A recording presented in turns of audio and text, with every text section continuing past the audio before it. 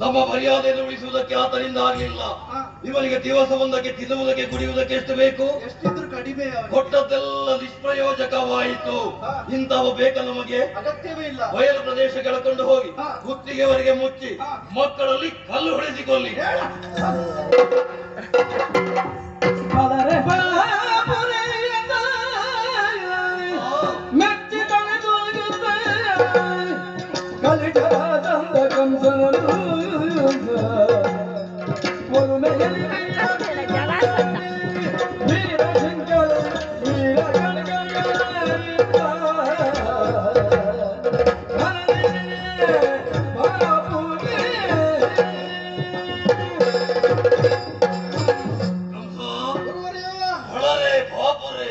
ಇಂದಿನ ಜಟ್ಟಿ ಕಾಳಗದಲ್ಲಿ ಎಲ್ಲರನ್ನೂ ಗೆದ್ದವನಿದ್ದೀಯ.